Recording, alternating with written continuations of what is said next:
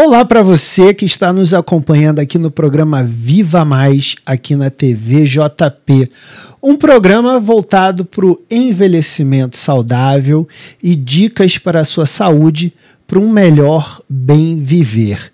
E hoje eu tenho a alegria aqui de receber em nosso programa a professora Ana Paula de Souza, que é doutora em Histologia e Embriologia e professora livre docente da Unicamp. Não é pouca coisa não, Ana Paula.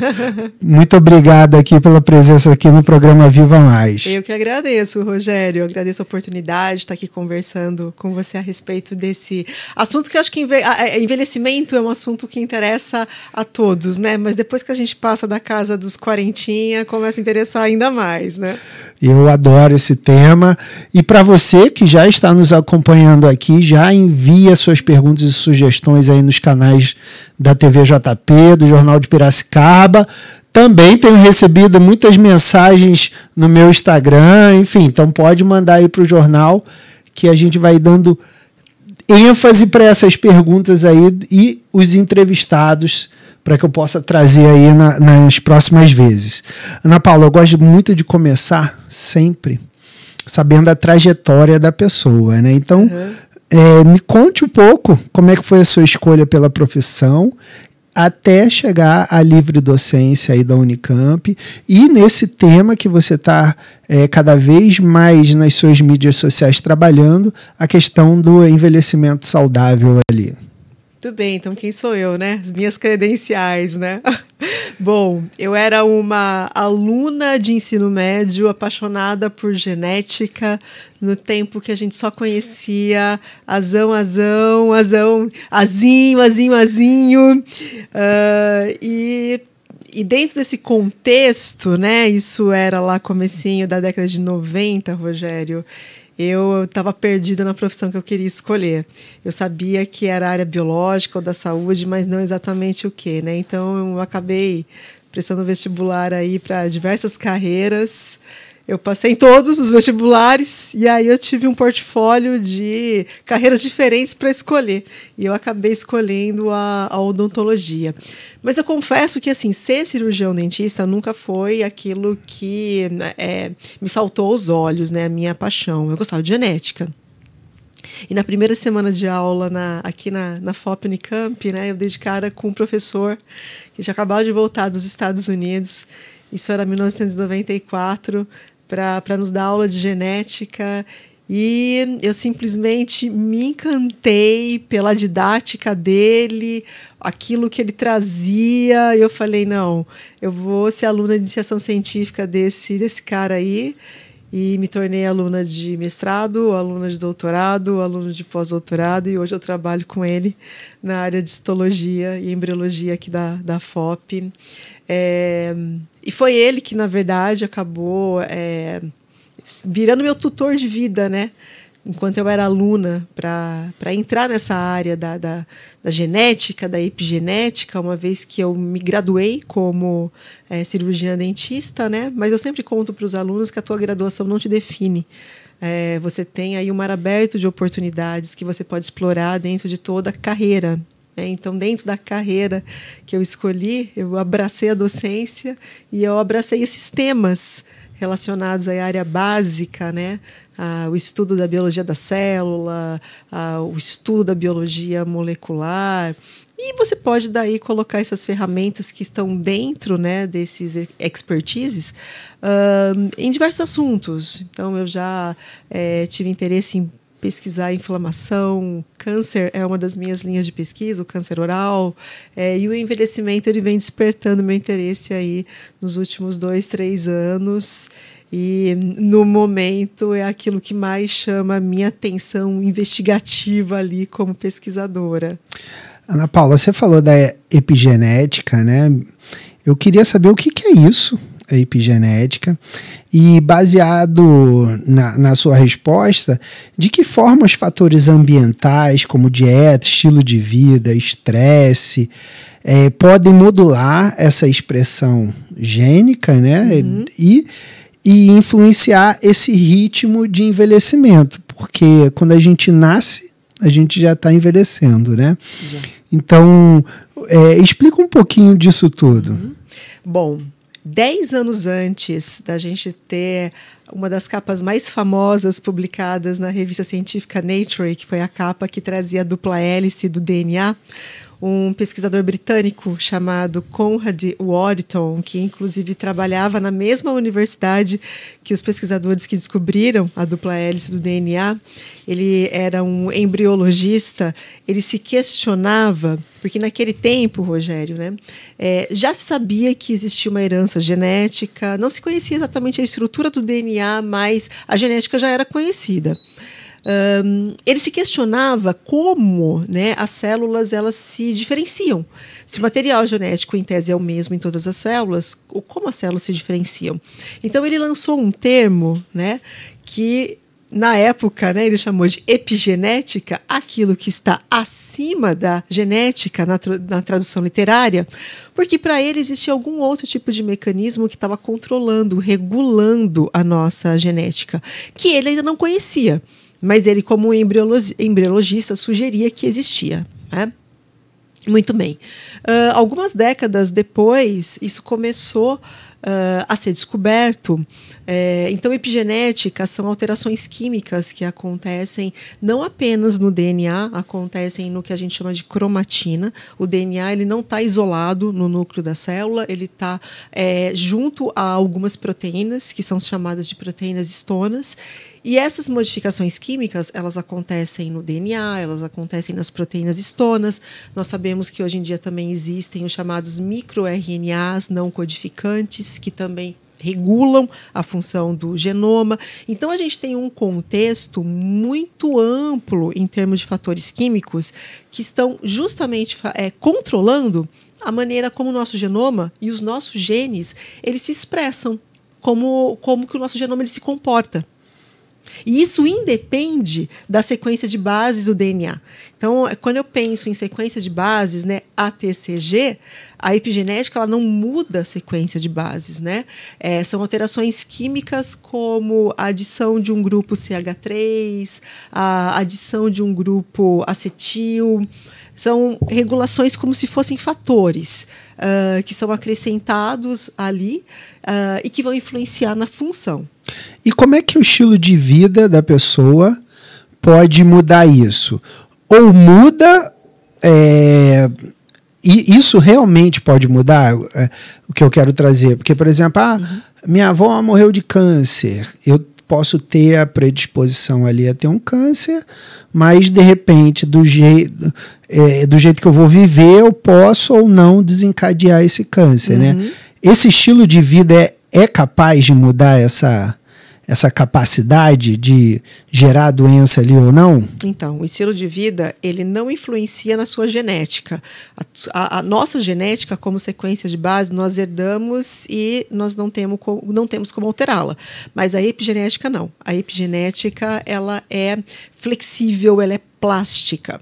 Então, a gente pode ter alterações dentro desses padrões químicos e isso está intimamente relacionado com o estilo de vida. Na verdade, a epigenética ela é a área da ciência, a área do conhecimento que explica como o ambiente, né, como o nosso estilo de vida, os nossos hábitos, o ambiente no qual nós vivemos, como tudo isso interfere na maneira como os nossos genes eles se comportam, eles se expressam, refletindo, no final das contas, o que é o nosso fenótipo. O que é o nosso fenótipo? O nosso fenótipo somos nós, né? Tanto externamente como internamente nós temos um fenótipo. Então, o meio ambiente, ele influencia a epigenética. E a epigenética, por sua vez, influencia essa regulação gênica. E existem mecanismos, Ana Paula, epigenéticos específicos que podem ser manipulados para que a gente possa se tornar mais longevo ou não? Eu entendi a sua pergunta. Em tese, sim. Se a gente pensar em manipulação, da mesma maneira que hoje em dia existem técnicas para a gente fazer manipulação genética em laboratório, obviamente em laboratório, sim, existem técnicas, inclusive que nós podemos aplicar dentro de modelos de estudo. Né? Pensando em organismos como nós, seres humanos, né? O que impacta a nossa epigenética? Os nossos hábitos. Que hábitos? Principalmente aqueles hábitos que nós temos como rotina. Então, quando eu penso em dieta, nós nos alimentamos, fazemos várias refeições todos os dias da nossa vida. Então, nós temos uma rotina, né, que é crônica. Né? Atividade física. Se eu me exercito ou não, né, rotineiramente, porque esporadicamente seria uma vez ou outra, talvez não estivesse contando muito nessa história, mas todos os dias eu tenho um hábito rotineiro. Outros hábitos que são nocivos, o fumo, o etilismo, não são hábitos interessantes, porque eles vão modular de uma maneira negativa esse nosso campo epigenético. Né? Então, tudo que a gente pensa que está relacionado a meio ambiente, a estilo de vida, a hábito, de uma maneira em maior ou menor intensidade, sim, pode estar impactando a nossa epigenética. Né? A própria poluição do ar, o próprio local onde a gente vive tem um impacto sobre essa regulação. Ana Paula, há 10 anos atrás saiu na revista Time o telômero. E, enfim, os cientistas falando que o encurtamento dele poderia estar relacionado a esse processo de envelhecimento ou não. E que o trabalho seria cada vez mais a gente manter o nosso telômero maior, né? Ou fazer com que ele diminua menos. Explica aí o que é o telômero e quais as estratégias que a gente pode fazer para tentar retardar esse encurtamento telomérico, né, e promover essa saúde celular. O telômero, ele é o finalzinho dos nossos cromossomos. Então, quando a célula ela se divide, então células que se dividem, já adiantando que em um organismo adulto, majoritariamente as células não se dividem mais, são células chamadas de pós-mitóticas, mas as células se dividem muito até uma fase da nossa vida, que é a chamada fase de crescimento, até os 20 anos. Né? Toda vez que essas células elas vão se dividir, pela maneira como o nosso DNA ele se replica, a gente tem um leve encurtamento dessa região final telomérica. Os telômeros, eles têm ali uma margem de segurança, como se fosse uma margem existente justamente para ser encurtada por conta, né, dos mecanismos pelos quais o DNA ele se replica. Mas se a gente tiver muitas divisões mitóticas, pode chegar um momento que essa gordurinha aí, ela tenha se esgotado e aí a gente começa a consumir um pouco de material genético realmente que vai sendo perdido. Então, esse encurtamento do telômero, ele seria mais grave quando a gente começou a perder essa informação genética.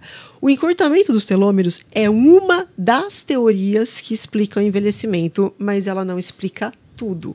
Por quê? Porque o encurtamento dos telômeros é muito importante quando eu penso nas células que se dividem. Mas, como eu adiantei, majoritariamente, nas células de um organismo adulto, as células não se dividem mais. Então, continua tendo o cuidado nessas questões aí. Ana Paula, é possível a gente envelhecer de forma saudável e retardar o aparecimento de doenças relacionadas à idade? É o desafio de hoje. O desafio, né? Uhum. Na verdade, assim, se a gente for pensar um século atrás, a nossa expectativa de vida mais que dobrou, né? Outro dia eu estava assistindo uma série, The Tudors, Henrique VIII morreu com 38 anos, na série decrépito ali e extremamente idoso, com 38 anos. Eu tô com 44, eu não me sinto daquela forma, né? Mas o que a gente pode fazer para que a gente possa viver mais, né? O que você recomendaria? Hoje a gente tem, quando a gente pensa em longevidade, a gente tem um termo em inglês que é o lifespan. Mas hoje o lifespan ele vem sendo substituído cada vez mais por um outro termo que é o health span. Então não é apenas uma questão de longevidade, é uma questão de longevidade com saúde.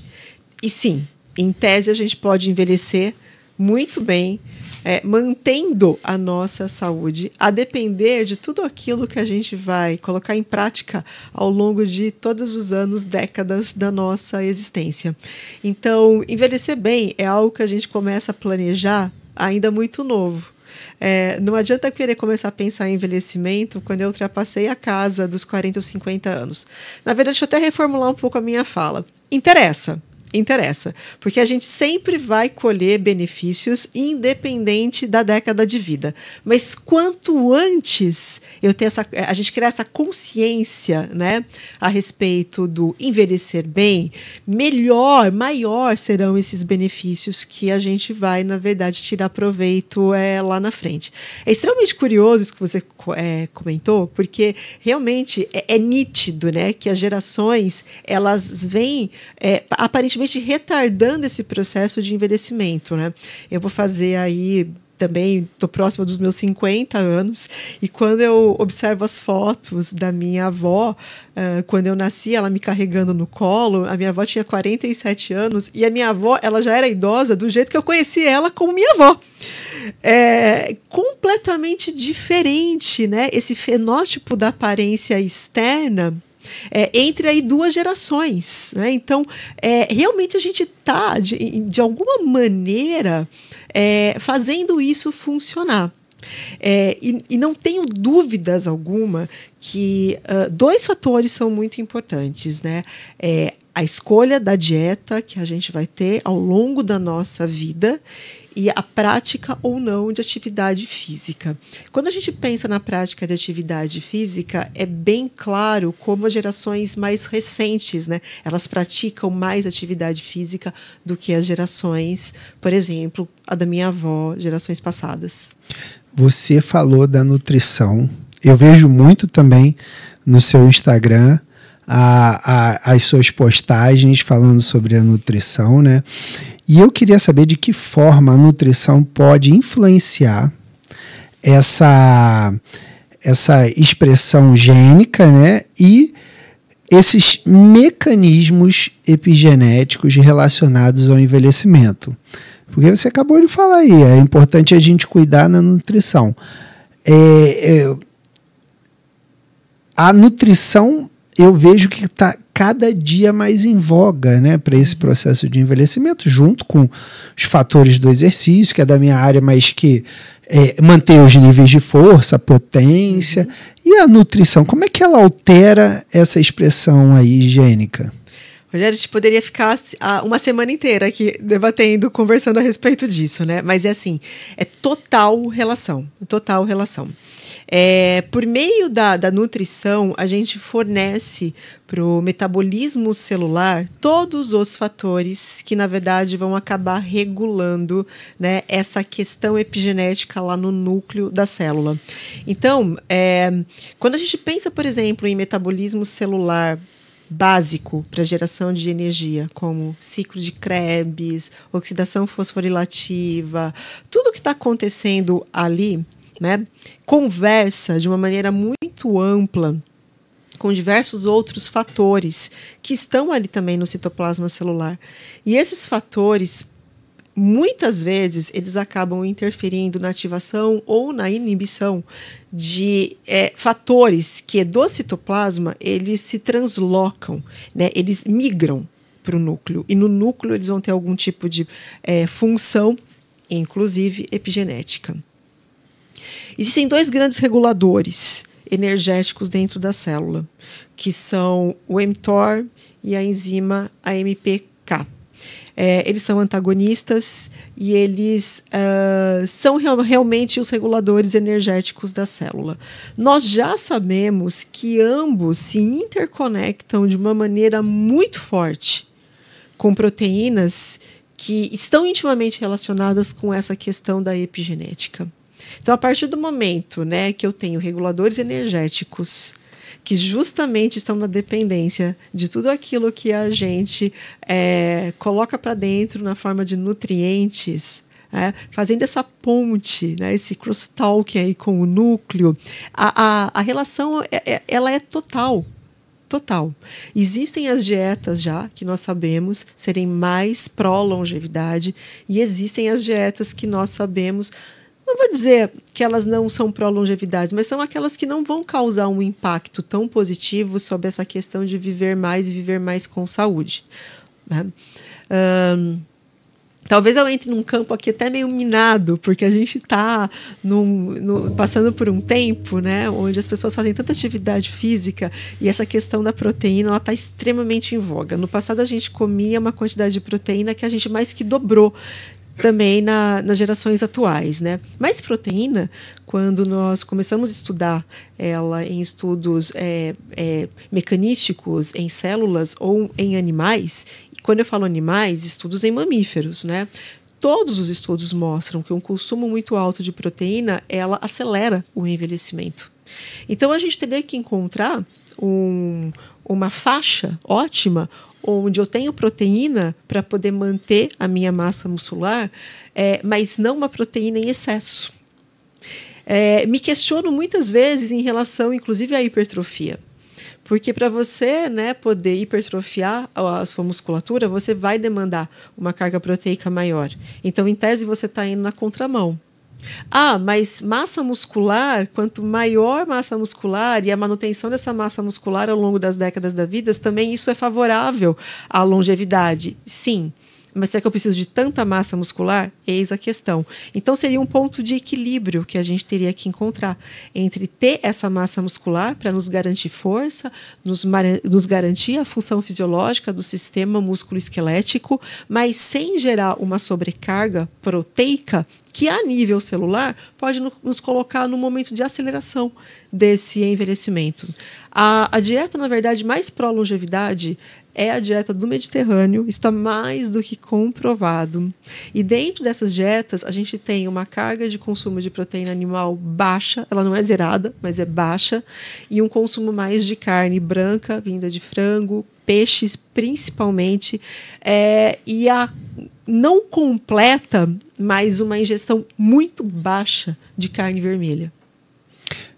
Eu escrevi recentemente sobre isso no Jornal da Dieta Mediterrânea. Quem está acompanhando aí pode acessar o canal o jornal pela internet, que você vai ler lá na coluna Opinião. Mas realmente a Dieta Mediterrânea, ela veio... E a maioria das pessoas que eu vejo que comem bem, elas seguem naturalmente, né? Isso daqui no Brasil, usar bastante o azeite ali, enfim, comer muito de legumes, já tem muito isso. Ana Paula, a gente nota no dia a dia que assim, a pessoa quando não dorme direito, parece que ela envelhece 10 anos, né? Fica com aquele olhar cansado, aquela cara de cansada, e às vezes quando ela dorme, você vê que ela parece que rejuvenesce. Qual a importância do sono na qualidade de vida e também para o retardo do envelhecimento? Por que o sono é tão importante? A gente está tirando cada vez mais o sono da nossa vida, já tem pesquisas falando sobre isso, que o brasileiro está dormindo muito mal, né? E quando não dorme mal, dorme pouco. Uhum. Por que o sono é tão importante para a gente promover essa longevidade? Bom, primeiro que o sono, quando a gente fala que o sono é reparador, isso é uma verdade, né? O sono é um momento onde todas as células dos nossos tecidos, ela tem uma fisiologia para um melhor momento ali para ela tentar reparo. Rogério, mais ou menos 700 mil a 800 mil bases do nosso DNA são injuriadas em cada uma de nossas células todos os dias.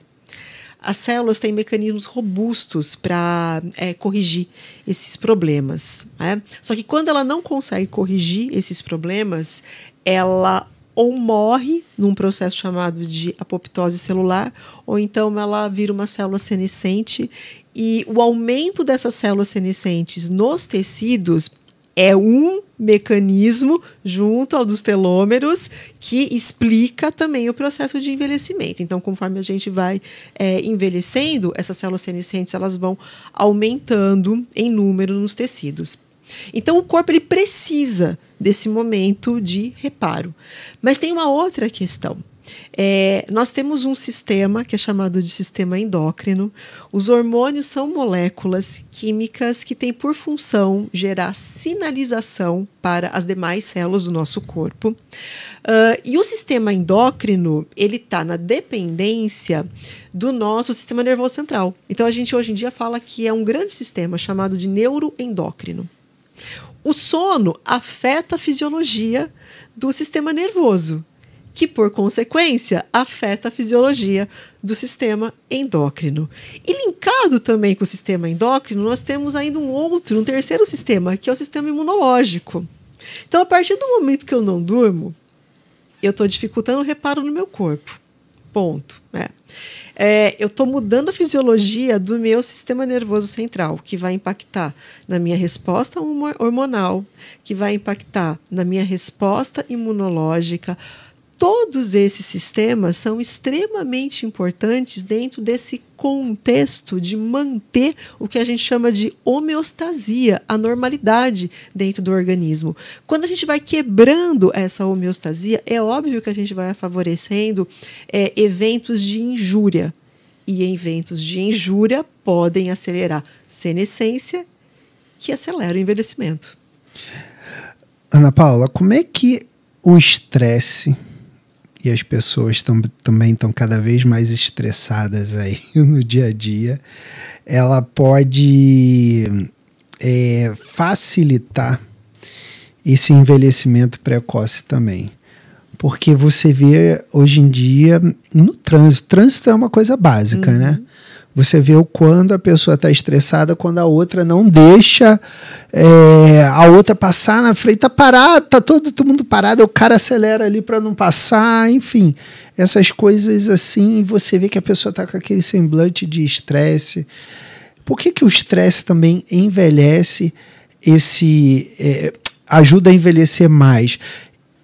Produz mais algum hormônio, alguma coisa que faz com que a gente envelheça de forma mais rápido? Produz. Na verdade, a gente tem dois tipos de estresse, né? O estresse que é chamado de agudo, que é aquele estresse da reação de fuga, que é comandado principalmente pela adrenalina. Então eu estou no trânsito, algo me irrita e eu tenho aquela liberação momentânea em doses altas de adrenalina na corrente sanguínea, coração dispara, pressão sanguínea se eleva. A adrenalina ela é um hormônio que está dentro de uma resposta do sistema nervoso chamado de resposta simpática. A resposta simpática por si só dificulta um pouco essa questão que eu acabei de comentar do reparo. Então, se o indivíduo ele é muito adrenalizado, porque ele está sempre passando por essas situações de estresse agudo, ele está sempre liberando adrenalina na corrente sanguínea e está sofrendo e colhendo as consequências da ação desse hormônio. Mas tem um outro tipo de estresse, que é o estresse crônico, que é aquele estresse de uma dificuldade, de uma preocupação, de algo que não cessa de um momento para o outro na nossa vida, né? E esse estresse ele é comandado pelo cortisol. O cortisol é um hormônio que é liberado pela região periférica, que é o córtex da nossa suprarrenal. E o cortisol ele é um hormônio que tem como alvo infinitas células com infinitas respostas. Então, o cortisol, ele mexe com tudo. Ele mexe com o metabolismo lipídico, ele mexe com o metabolismo proteico, ele mexe com o metabolismo dos carboidratos, ele altera. Então, esse estresse crônico, né, mediado, modulado pelo cortisol, ele é ainda pior do que o estresse agudo, né, ditado pela adrenalina. Em ambas situações, não é legal, não é interessante, né? Realmente a gente ter na circulação sanguínea níveis elevados, seja de adrenalina, seja de cortisol. Ana Paula, você vem pesquisando muito sobre essa questão de alguns posso dizer suplementos, né? Enfim, algumas coisas ali que podem fazer com que a pessoa se torne mais longeva.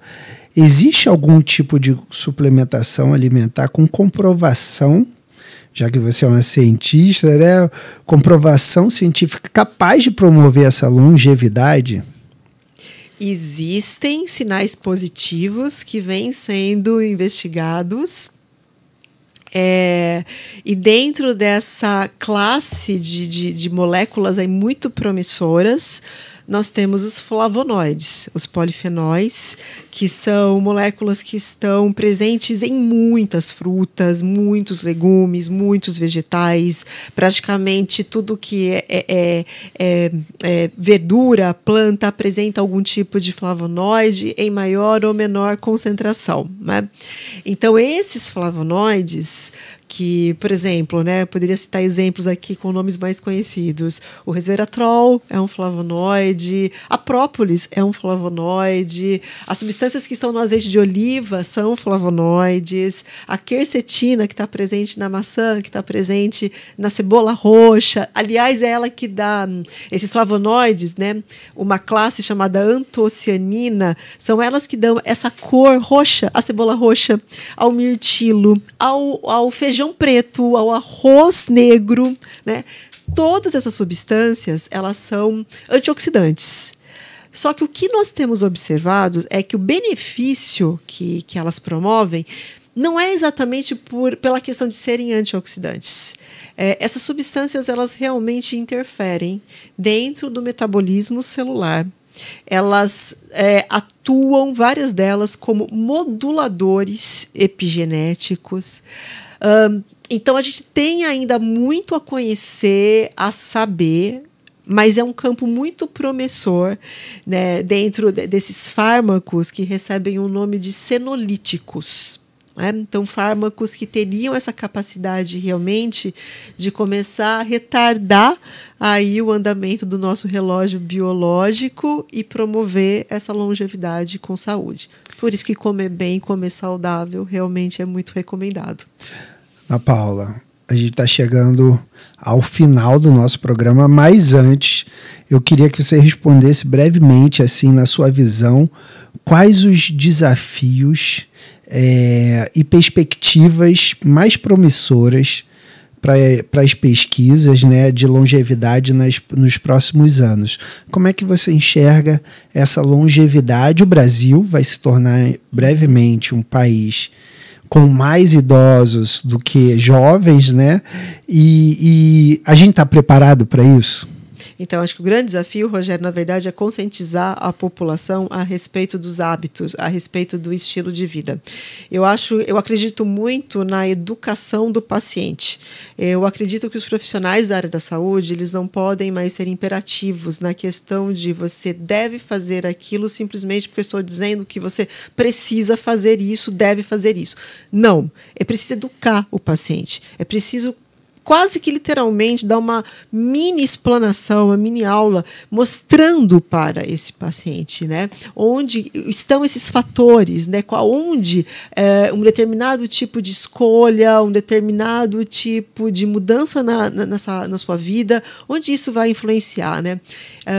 Nós temos doenças relacionadas ao envelhecimento, como diabetes tipo 2, doenças cardiovasculares, doenças neurodegenerativas, que são doenças que nós hoje enquadramos dentro de um grande cenário de doenças chamadas de síndromes metabólicas, que poderiam ser completamente evitáveis com reeducação de hábitos, com reeducação alimentar, e quanto antes reeducado ou educado, né, esse paciente, como eu estava falando no começo aqui, né, maior o benefício a ser colhido lá na frente, como, por exemplo, você evitar que dentro de um cenário de uma família, né, onde você tem vários indivíduos que têm diabetes tipo 2, você não tá condenado a ter diabetes tipo 2. A diabetes tipo 2 é uma diabetes muito mais relacionada a estilo de vida do que propriamente genética.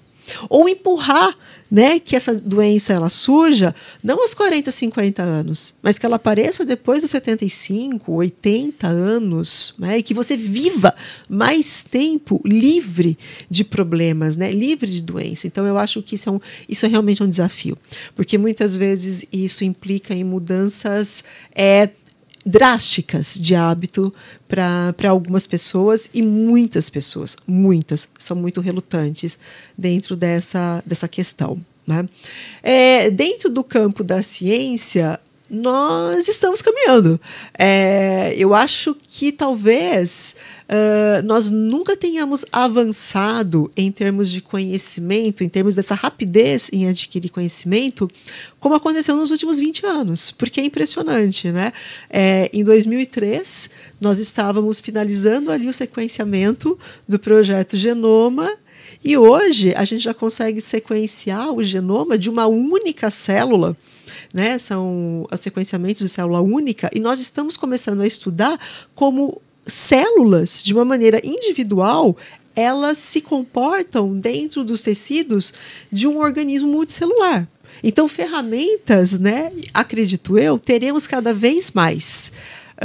Agora, o desafio é trazer para a prática clínica e para a aplicação tudo isso que a ciência vem descobrindo, né? Fazer essa translação que a gente fala da bancada de um laboratório para o consultório de um profissional. A gente tem um tempinho, né? A ciência está sempre um pouquinho adiante daquilo que a gente está vendo na clínica. Mas espero eu que cada vez mais a gente consiga encurtar esse gap entre as descobertas e essa translação para aplicação na clínica médica, na área da saúde. Ana Paula, eu queria agradecer muito a sua presença aqui no programa Viva Mais, do Jornal de Piracicaba, da TV JP. Queria que você deixasse os seus contatos, enfim, quem quiser conhecer mais sobre você, te seguir. Ela tem dicas importantíssimas no Instagram dela.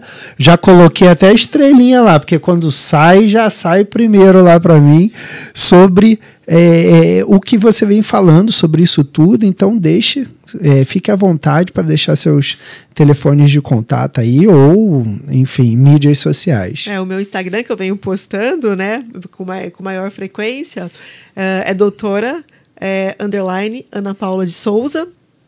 Então, ali realmente eu estou usando como um canal de comunicação hoje para tentar justamente levar esse conhecimento, né, da academia para a população, em geral. Tenho observado que interessa muito também aos profissionais da área da saúde. De vez em quando eu faço algumas postagens mais técnicas, de vez em quando algumas postagens mais básicas, né, para poder atender a todos os públicos. Estou aqui na Faculdade de Odontologia de Piracicaba, no Departamento de Biociências, área de Histologia.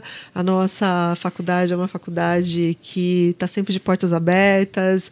Então, se alguém tiver interesse em fazer uma pós-graduação, conhecer um pouquinho mais sobre pesquisa, o nosso laboratório está sempre recebendo, né, novos alunos. Temos um curso de extensão também, né, que vai ter uma turma agora em setembro, Bases Biológicas do Envelhecimento. É um curso de extensão oferecido pela Unicamp, certificado pela Unicamp, um curso intensivo que tem como público-alvo justamente os profissionais da área da saúde, né, porque o objetivo é tentar justamente levar essa educação um pouco mais científica para o profissional que está lá na ponta, né, trabalhando com o paciente, para que justamente a gente consiga fazer com que esse conhecimento ele chegue até quem realmente interessa. Ana Paula, muito obrigado pela sua presença. Obrigado a você que está nos acompanhando e que nos acompanhou aqui no programa Viva Mais da TV JP. Encaminhe suas dúvidas e sugestões aqui no nosso YouTube, nas redes sociais aí do Jornal de Piracicaba, e agradeço a sua companhia e até a próxima.